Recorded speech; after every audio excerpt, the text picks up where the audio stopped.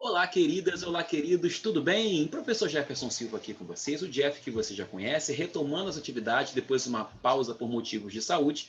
E a gente vai começar aqui agora com uma questão da UFRR 2021, questão de estequiometria muito maneira, que envolve um pedacinho de soluções, rendimento e excesso. Olha que questão maneira. Quer ver como é que a gente resolve esse tipo de questão? Agora a gente já começa, vamos junto, olha aqui. Um dos principais problemas relacionados à extração de petróleo é o entupimento dos poços, que pode ser ocasionado pela precipitação de diferentes sólidos, como parafinas, hidratos e carbonatos, dentre eles o carbonato de cálcio. Uma das soluções para esse problema é o emprego de inibidores de precipitação, substâncias que minimizam a formação desses sólidos, aumentando o tempo de vida útil do poço. Então, eu quero diminuir a taxa de formação de sólidos, porque o sólido vai entupir o poço. Beleza? Continuando. Com o intuito de estudar a eficiência de um novo inibidor, um grupo de pesquisa realizou um experimento onde foram adicionados em um recipiente 31,8 gramas do carbonato de sódio, 200 mililitros de água pura, 100 mililitros de uma solução contendo o inibidor e 200 mililitros de uma solução 2,5 mol por litro de cloreto de cálcio. A mistura permaneceu sob agitação por 30 minutos e, após esse tempo, verificou-se que o carbonato de cálcio foi formado com rendimento molar de apenas 5%, atestando a eficiência do inibidor. Com base nessas informações, a massa de carbonato de cálcio obtida foi... Gente, em primeiro lugar, questão que envolve pouquinho de soluções, porque não sei se você percebeu, tem 1 mol por litro aqui, ó. Tá vendo 1 mol por litro aqui? Beleza, tem 1 mol por litro aqui. Tem rendimento, porque eu quero descobrir a massa do produto formado com rendimento de 5%, e tem excesso, tá? Antes da gente começar, eu queria agradecer muito ao Heitor, que foi quem pediu essa questão lá nos comentários do grupo. Heitor, questão maneiríssima, mais uma vez você participando aqui com a gente, dando essa moral pro canal, tá? Te agradeço muito aí, essa questão aqui, ó, para você que pediu.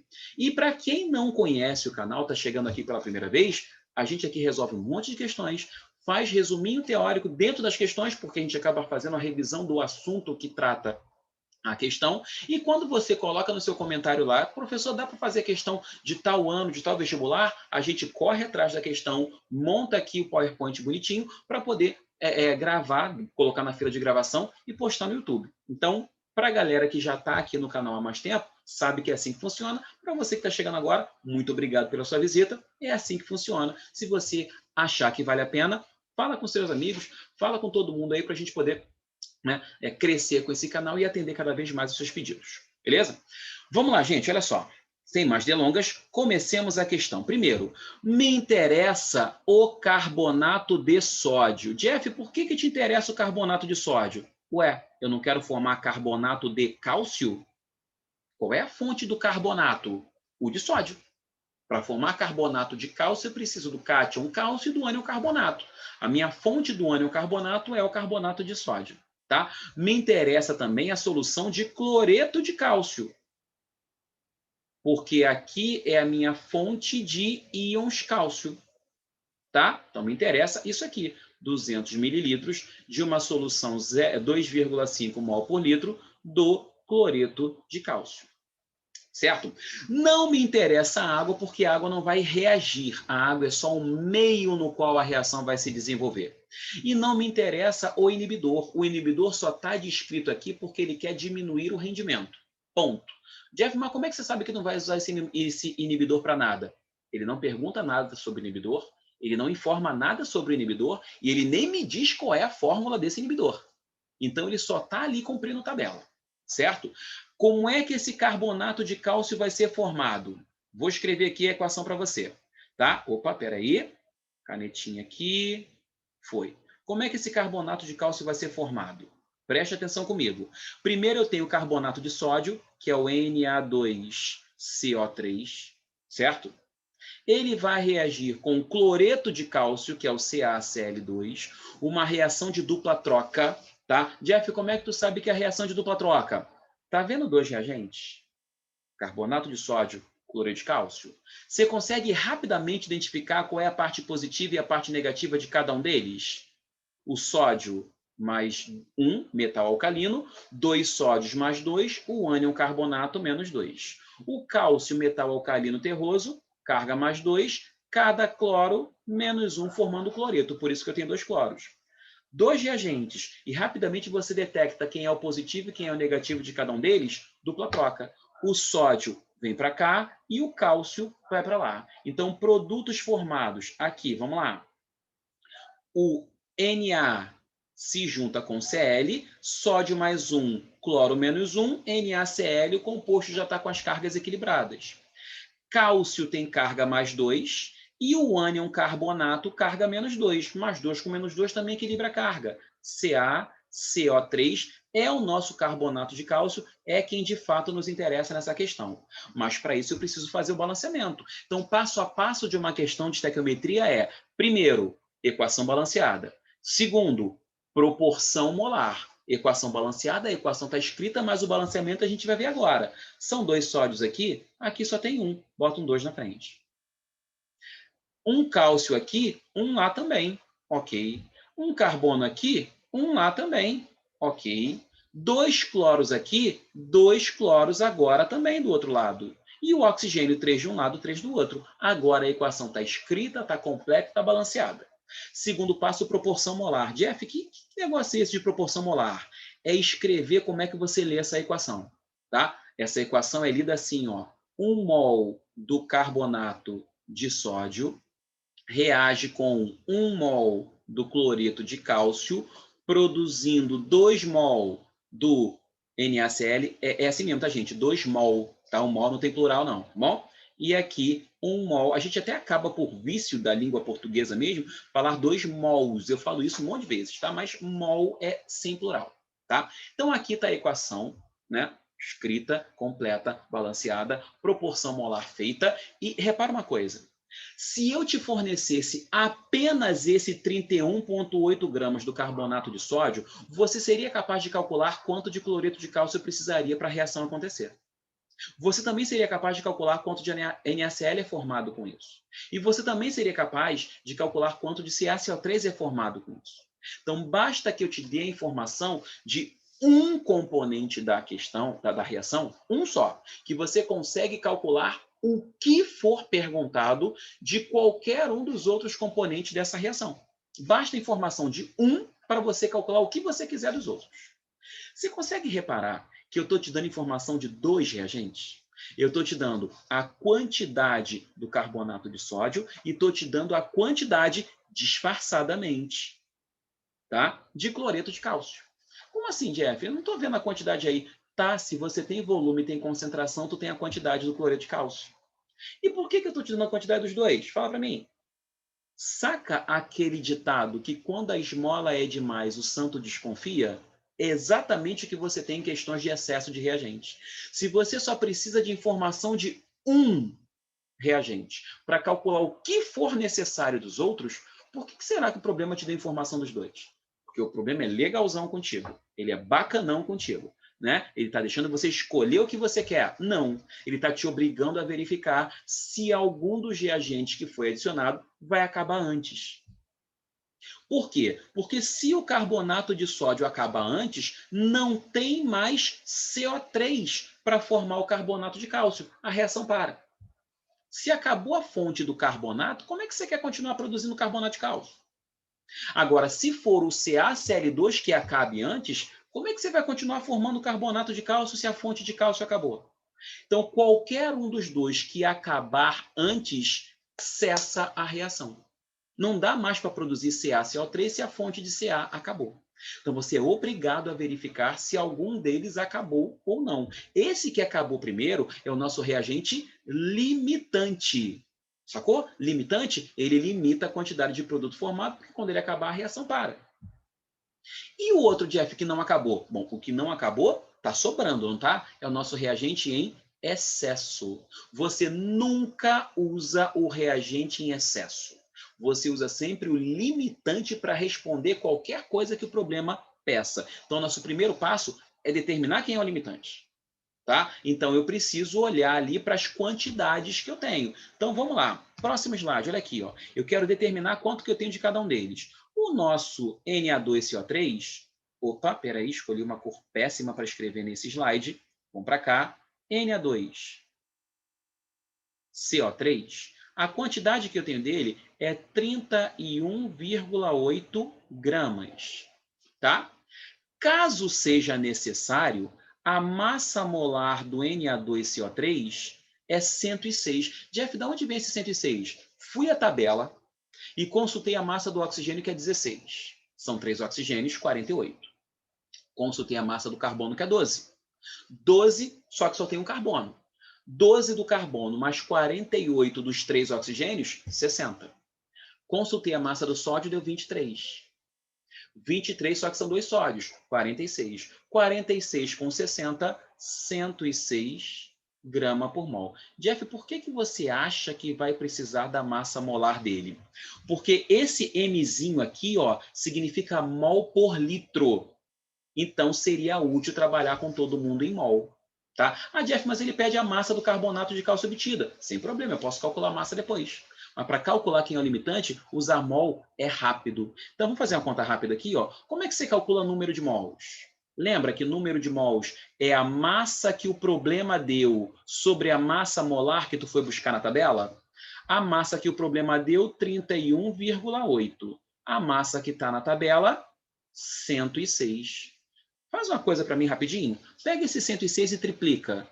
Vê se 106 vezes 3 dá 318. Como aqui é 31,8, é 10 vezes menos. Então, na verdade, aqui esse valor dá 0,3 mol. E quando eu penso no CaCl2, eu tenho informação de um volume de 200 mililitros, ou seja, 0,2 litros, e eu tenho uma concentração de 2,5 mol por litro. A gente sabe que a concentração em mol por litro é o número de mols do teu soluto sobre o volume da tua solução, certo? Portanto, o número de mols de soluto é a nossa concentração vezes o volume da tua solução. Tudo que eu estou fazendo aqui com formulazinha dá para fazer com regrinha de 3, tá? Beleza? Se você ficar até o final do vídeo, eu te mostro a regrinha de 3 para você resolver isso. Bom? Então, esse número de mols do CaCl2, concentração 2,5. Esse 2,5 está no enunciado, a gente marcou ali, inclusive, 2,5. Volume 0,2 litros. Isso vai dar 0,5 mol. Ok? Pausa rapidinho. Sai do vídeo não avança não. Olha aqui, ó. Se eu quisesse fazer isso com regrinha de 3, tá? Como é que eu faria aqui por regrinha de 3? Primeiro, 1 mol do Na2CO3, 106 gramas. Certo? Quantos mols do Na2CO3 em 31,8 gramas? O X vai ser 31,8 sobre 106, exatamente a conta que a gente fez, 0,3 mols. Então, em vez de fazer por fórmula, regra de 3 seria a saída. Aqui é a mesma coisa. Se eu quiser fazer isso aqui por regra de 3, faria o seguinte, 2,5 mol do CaCl2 para 1 litro. 1 litro e 1 ml, né? 1 litro de solução. Beleza?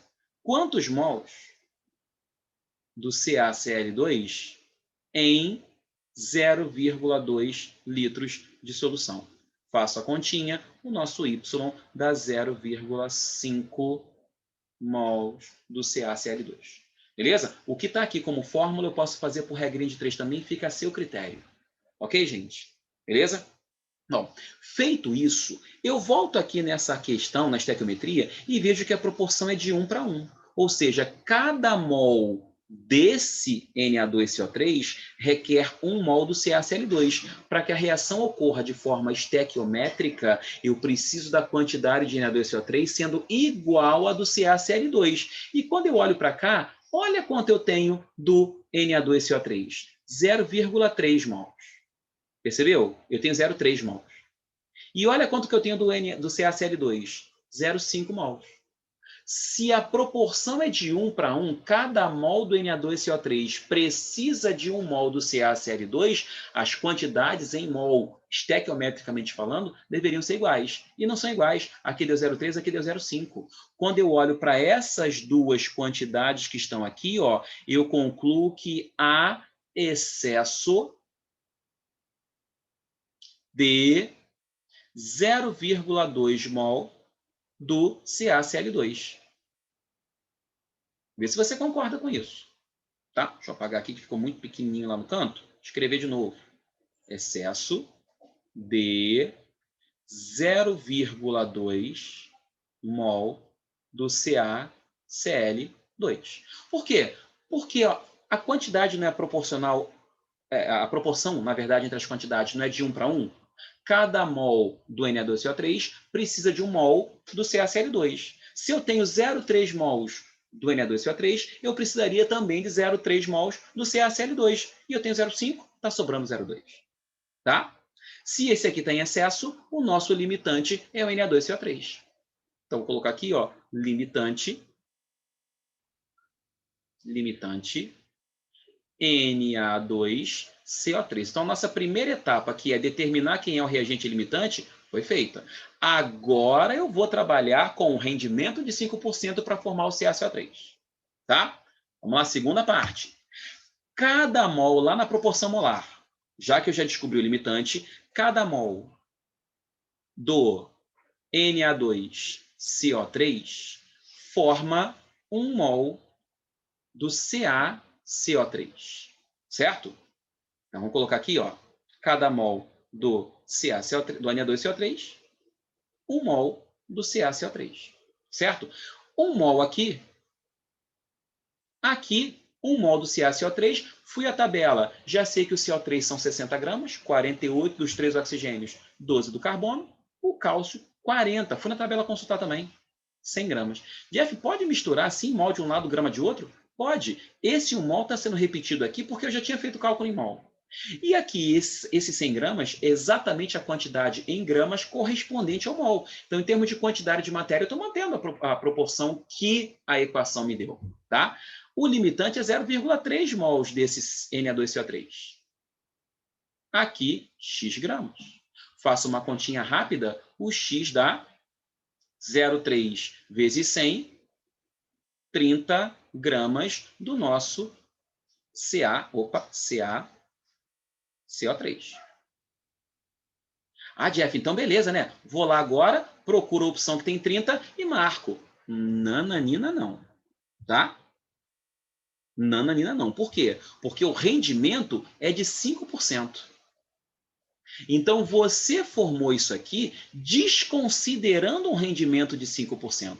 Você formou isso aqui considerando que nada atrapalhasse a produção, que o inibidor nem estivesse atuando.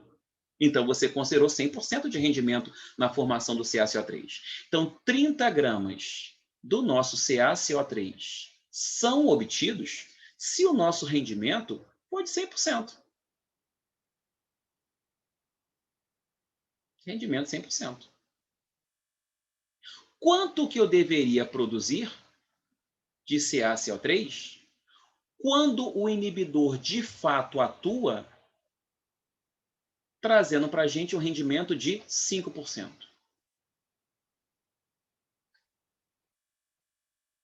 Certo? Daqui para cá dividiu por 20, lei de Proust, né? De 100 para 5 dividiu por 20. Aqui, na verdade, 30. Para o Y tem que dividir por 20 também. O Y vai dar 30 vezes 5, 150 por 100, 1,5 gramas do CaCO3 obtidos nessas condições. Pronto, aqui está a nossa resposta. Tá? 1,5 gramas do nosso CaCO3. Beleza, gente? Agora eu venho aqui nas opções e assinalo letra A. Certo? E aí? Bacana a questão? Show de bola? Então, vou te pedir agora, que eu sempre peço, deixa teu like aqui, tá? Compartilha esse vídeo com seus amigos que vão prestar vestibular, que estão fazendo essa mesma prova, tá? Pessoal que está estudando ali, dando gás, correndo atrás, para que possa utilizar esse canal como uma fonte de estudo também para que todos vocês consigam atingir os objetivos de vocês. Então, se inscreve no canal, deixa o like, ativa as notificações, tá? Participa do vídeo, interage com a gente, tá? Manda as suas sugestões de questões para a gente resolver, certo? Se você não gostou do vídeo, não dá o like, dá o dislike aí, mas faz o seguinte, vai lá, Jeff, eu não gostei do teu vídeo por causa disso, disso, disso. Me dá a oportunidade de tentar melhorar e, num próximo vídeo, né, conquistar o teu like. Beleza? É isso, gente. Muito obrigado pela atenção e paciência mais uma vez. Um forte abraço. Até o nosso próximo vídeo. Tchau, tchau.